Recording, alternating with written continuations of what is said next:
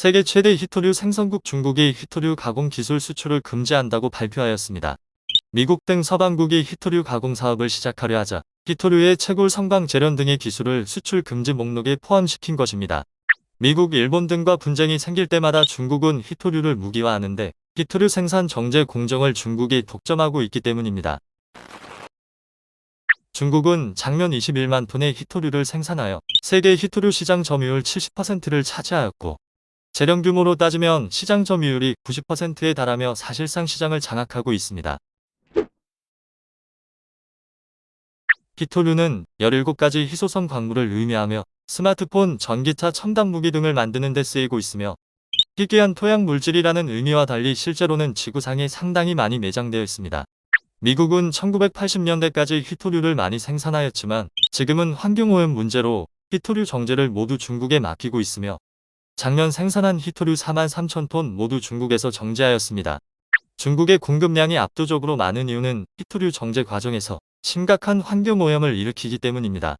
히토류 추출 과정에서 유독 화학물질을 사용하기 때문에 독성 폐수가 토양과 지하수를 오염시키고 우라늄, 라듐 등 방사성 물질도 나오는 경우가 많습니다.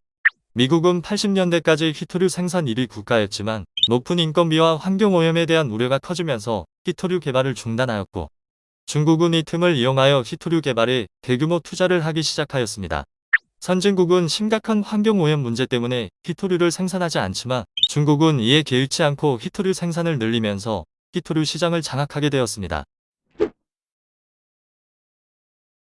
중국은 2010년 센카쿠열도 영토 분쟁 당시 일본에 대한 히토류 수출을 중단하였고, 2019년에도 미국의 화웨이 제재에 대응하여 히토류 대미 수출 통제 가능성을 거론하였습니다.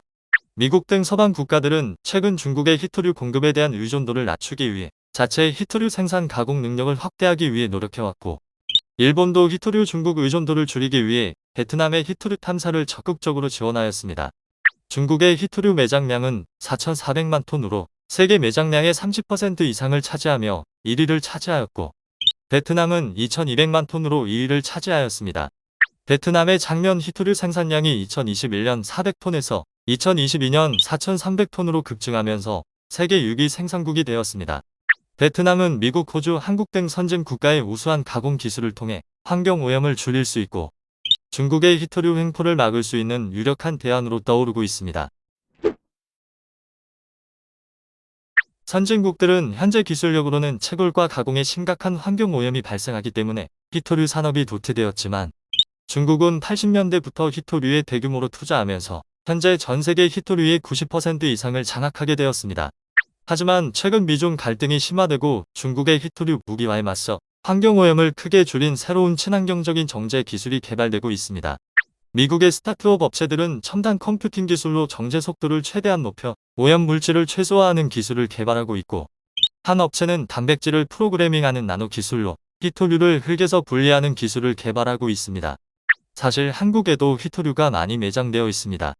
친환경 채굴과 가공 기술이 개발된다면 우리도 히토류를 보유할 수 있게 될 것입니다. 시청해 주셔서 감사합니다.